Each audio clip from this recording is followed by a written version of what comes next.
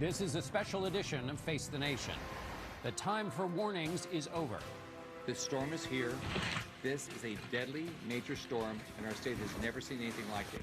Millions of Floridians will see major hurricane impacts with deadly storm surge and life-threatening winds. As Hurricane Irma, potentially the most catastrophic storm Florida has ever seen, makes landfall. We'll cover it all on Face the Nation.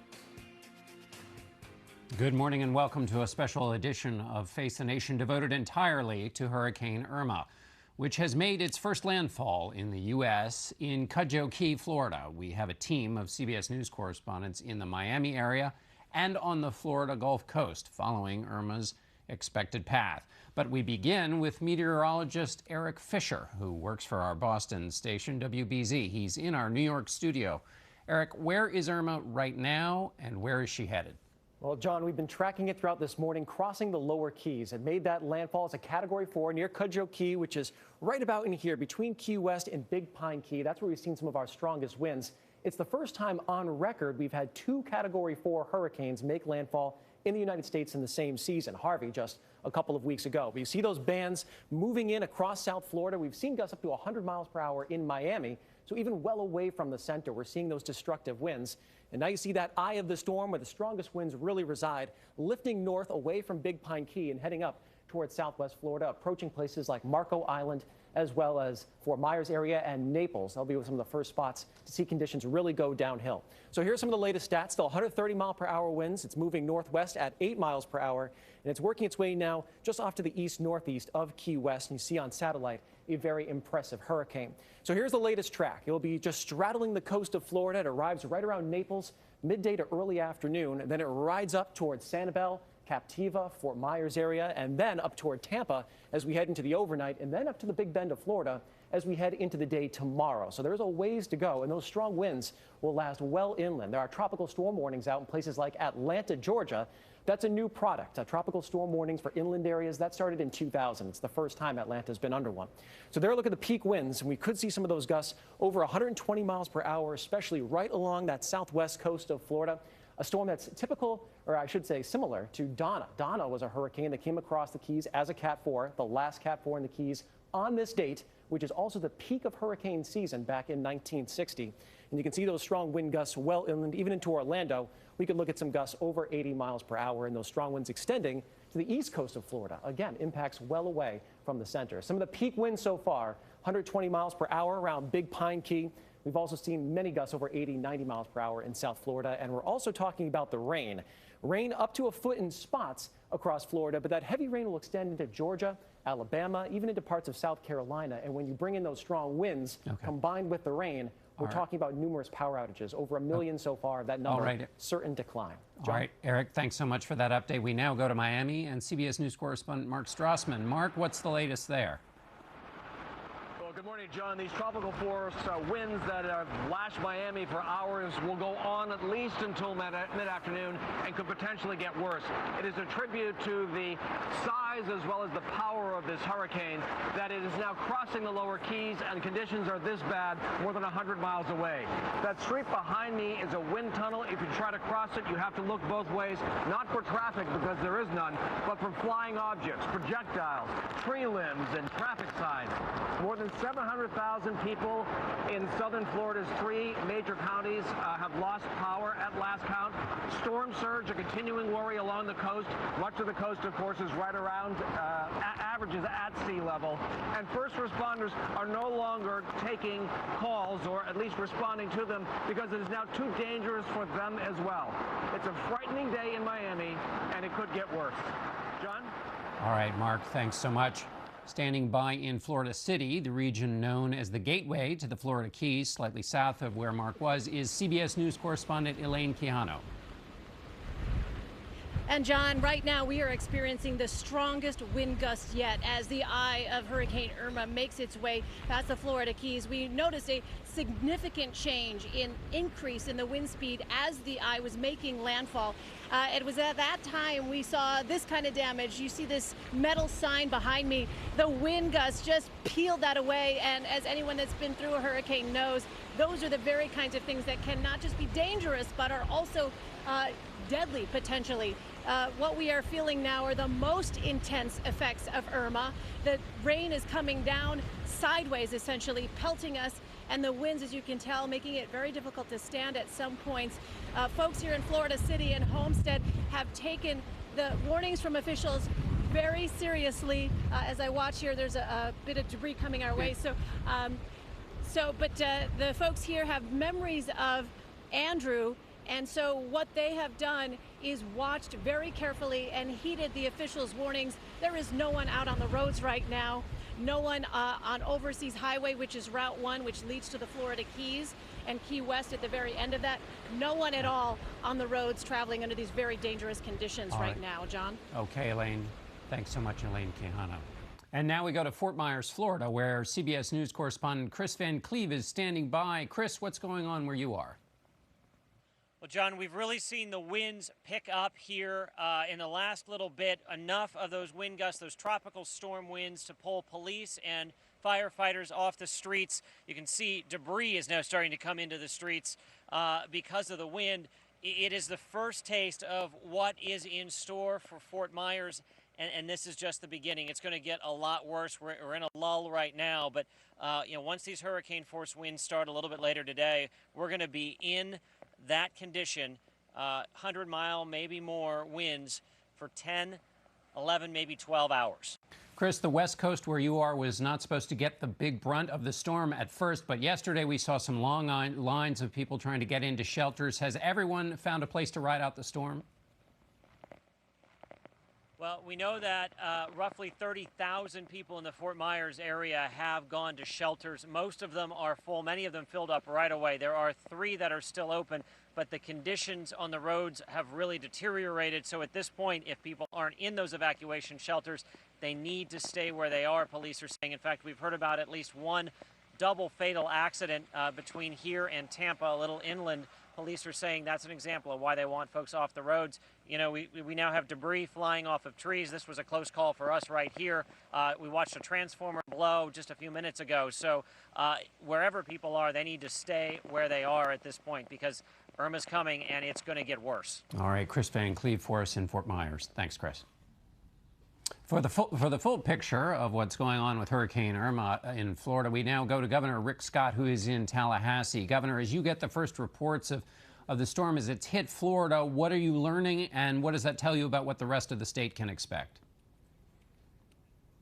Well, it's clearly hitting the Keys. I pray for every person that didn't evacuate down there. I talked to a friend earlier this morning that didn't evacuate, and I know they're going to get a lot of storm surge on top of their rain. So, and then we're going to see it all along the West Coast. My hometown is Naples. They're going to see 10 to 15 foot above ground level of storm surge.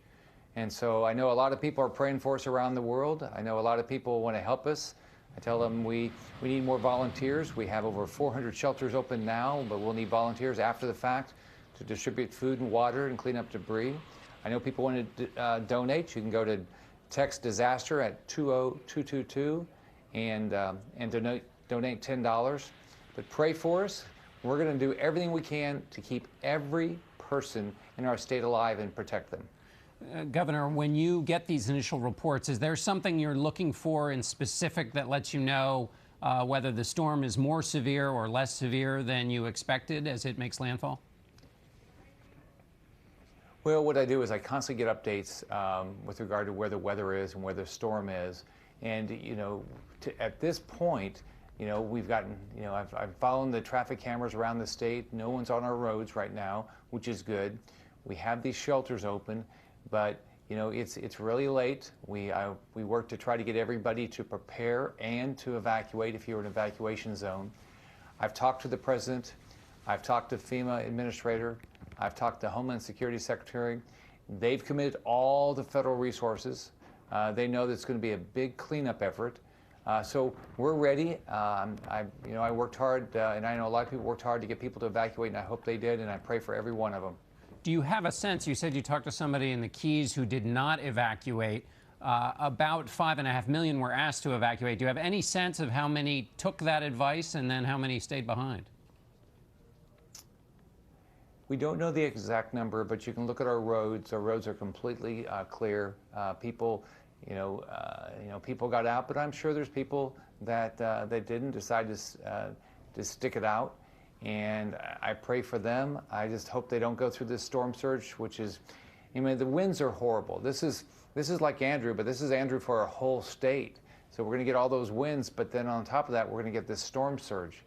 So that's what I'm more worried about right now. I know the winds are going to be very devastating and life-threatening, but I'm also very concerned about this storm surge. People don't realize it's going to come into your house, it's going to fill up maybe your entire first floor, and then it's going to flow out. So I don't know how you're going to survive that. So you just have to think about, you've got to get to as high ground as you can, and just pray.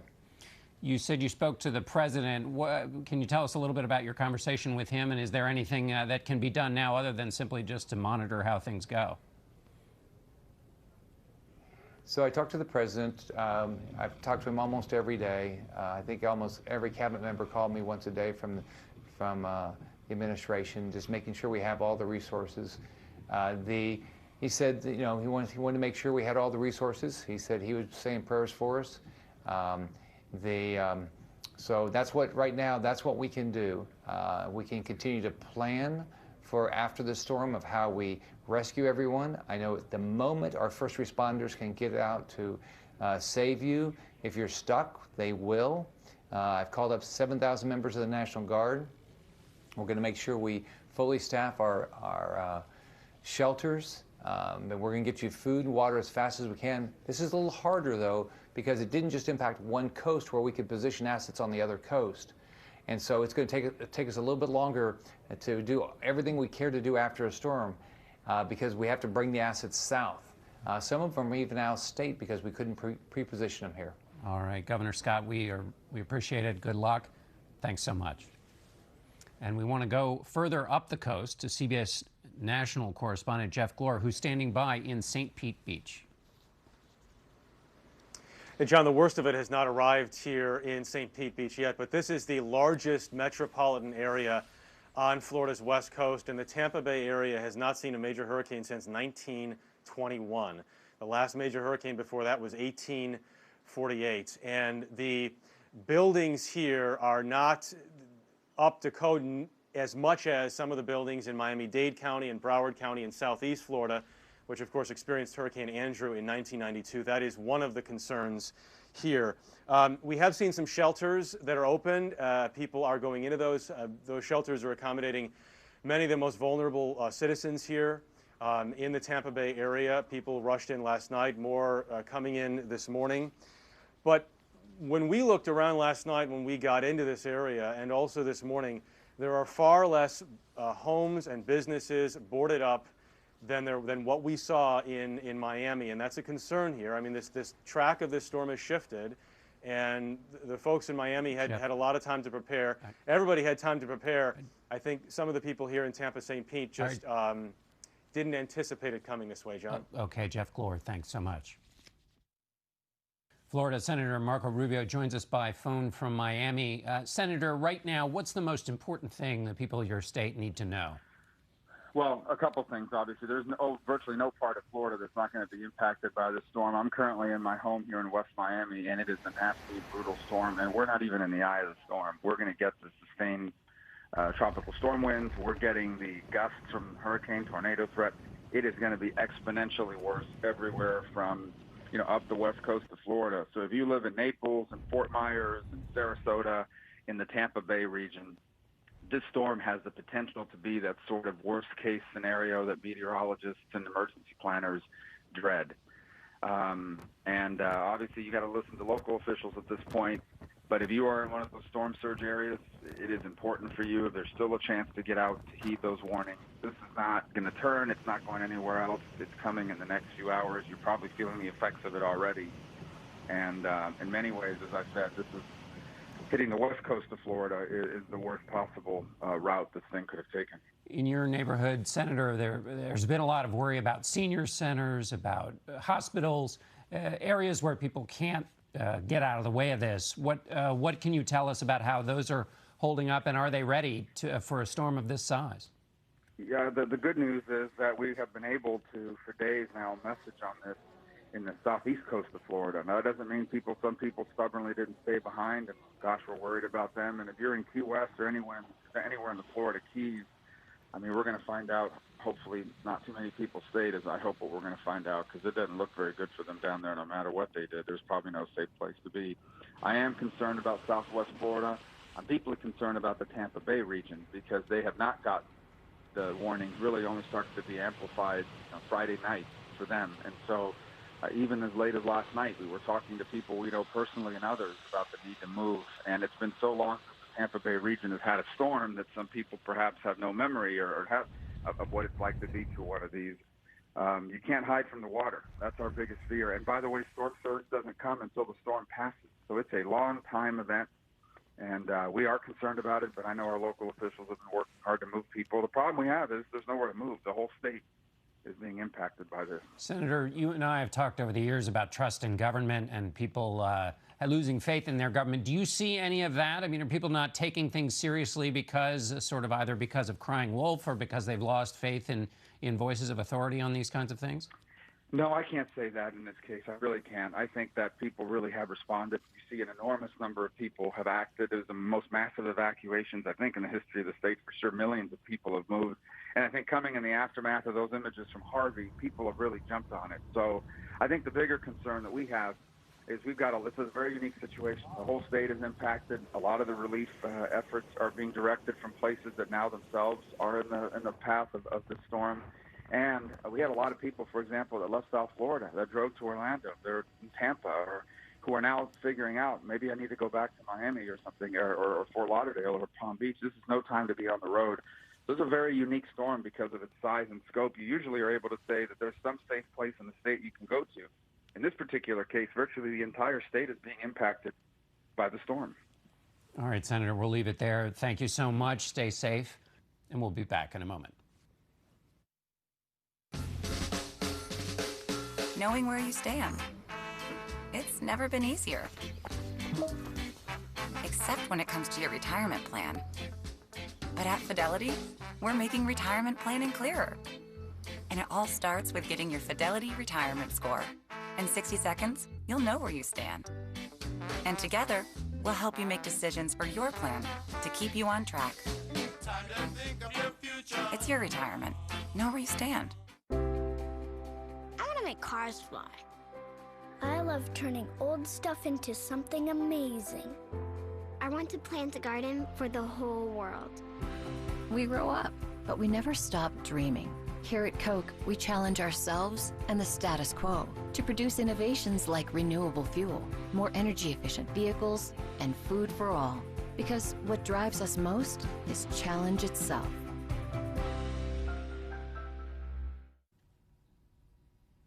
And we're back with Florida Senator Bill Nelson, who is in Orlando this morning. Senator, welcome.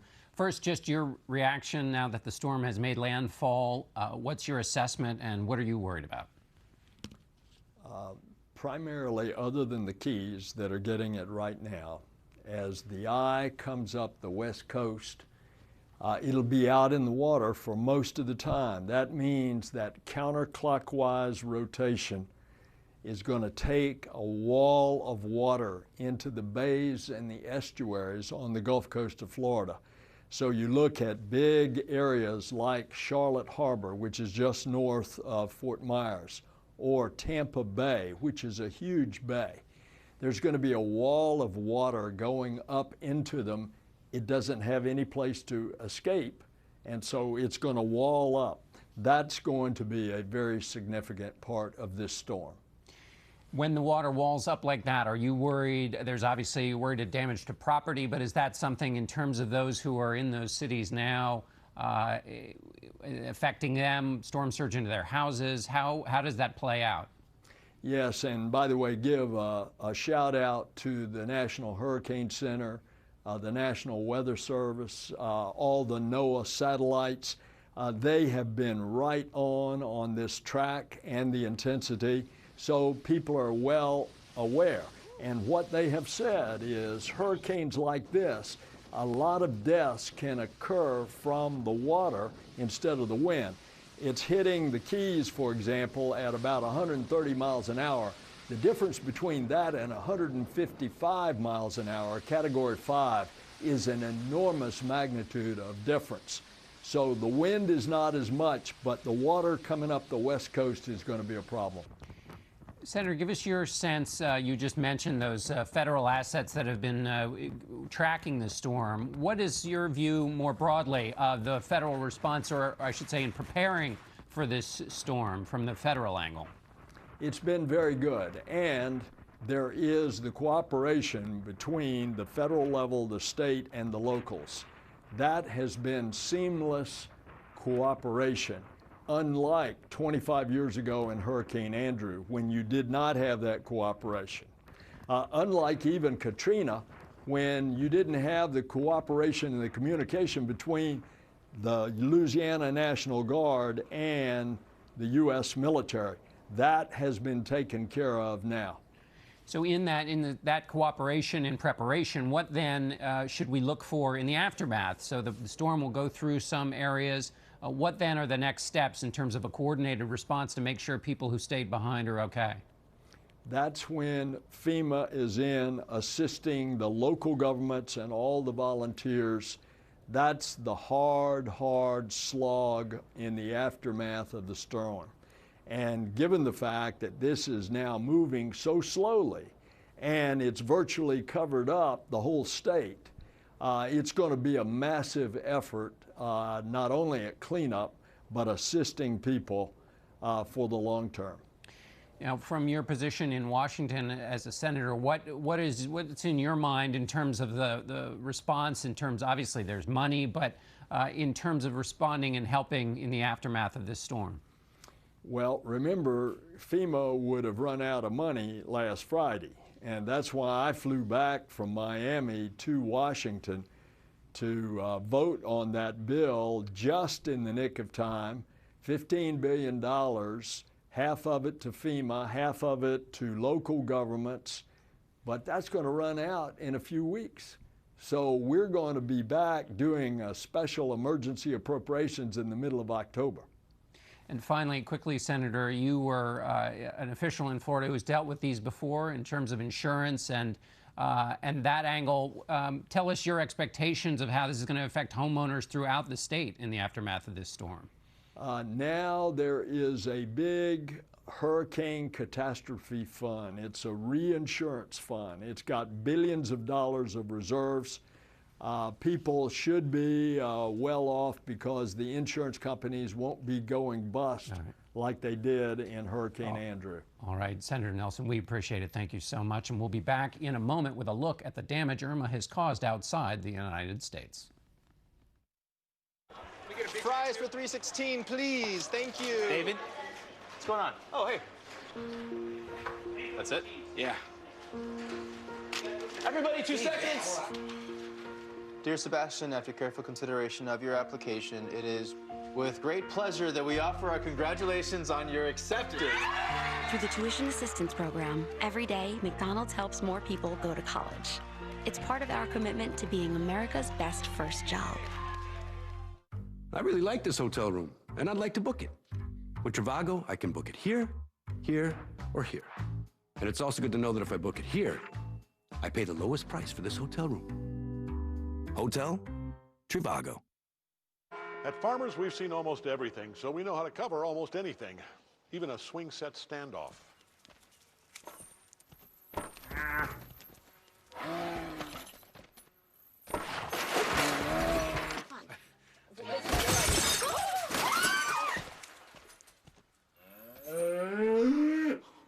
And we covered it. July 1st, 2015. Talk to farmers. We know a thing or two because we've seen a thing or two. We are farmers. Bum, bum, bum, bum, bum, bum. This is not a cloud. This is a tomato tracked from farm to table on a blockchain, helping keep shoppers safe. This is a financial transaction secure from hacks and threats others can't see. This is a skyscraper whose elevators use IoT data and AI to help thousands get to work safely and efficiently. This is not the cloud you know. This is the IBM Cloud. The IBM Cloud is the cloud for enterprise. Yours. I really like this hotel room, and I'd like to book it. With Trivago, I can book it here, here, or here. And it's also good to know that if I book it here, I pay the lowest price for this hotel room. Hotel Trivago. Irma is only just now hitting the United States, but the damage she's already left behind is massive. The island of Barbuda was decimated, according to the Red Cross, considered uninhabitable, with 100% of the infrastructure gone. Some parts of St. Martin saw more than 70% of homes damaged or in ruins. And Cuba was battered Saturday, leaving homes destroyed and massive flooding on its northern coast. Our BBC partner, Will Grant, filed this report from Havana. Well, after several days of waiting and watching, Cubans finally felt the full force of Hurricane Irma as she hit the island as a Category 5 storm, one of the most powerful hurricanes to hit Cuba since the 1930s.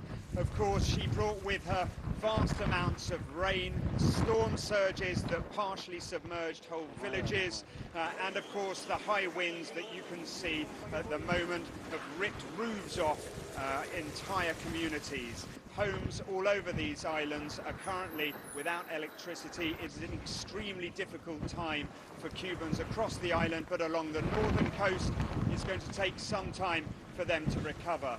This is Will Grant for the BBC for Face the Nation. And we'll be back in a moment. It's easy to think that all money managers are pretty much the same. But while some push high-commission investment products, Fisher Investments avoids them. Some advisors have hidden and layered fees. Fisher Investments never does. And while some advisors are happy to earn commissions from you, whether you do well or not, Fisher Investments fees are structured so we do better when you do better. Maybe that's why most of our clients come from other money managers. Fisher Investments, clearly better money management. BP engineered a fleet of 32 brand new ships with advanced technology so we can make sure oil and gas get where they need to go safely. Because safety is never being satisfied and always working to be better. It would be nice to stay in a cozy boutique hotel somewhere along the coast. Not exactly sure where yet. But annoyingly, on a lot of websites, you can only see results for an exact location you search for. Well, Trivago does it differently. On Trivago, you can simply use the map. Explore the whole area, and as you move along, Trivago keeps showing you all the hotels that meet your search criteria. And that's one more way Trivago helps you find your ideal hotel for the best price. Hotel Trivago. BP developed new industry-leading software to monitor drilling operations in real time, so our engineers can solve problems with the most precise data at their fingertips. Because safety is never being satisfied and always working to be better. Here's another look at the expected track of Hurricane Irma, which is making its way to mainland Florida. That's it for us today at Face the Nation, but please stay tuned for a CBS News special report coming up next as our coverage of Hurricane Irma continues.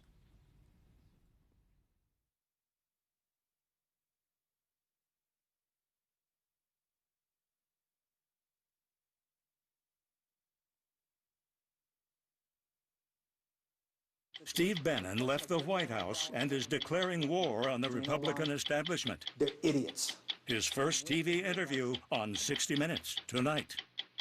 SEAL Team, starring David Boreanaz, premieres CBS September 27th. You're gonna be hanging out in here, so if you need anything, text me. Do you play?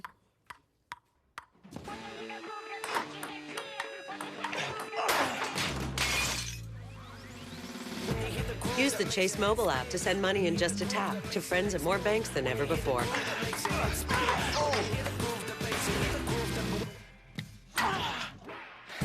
You got next? Chase. Make more of what's yours.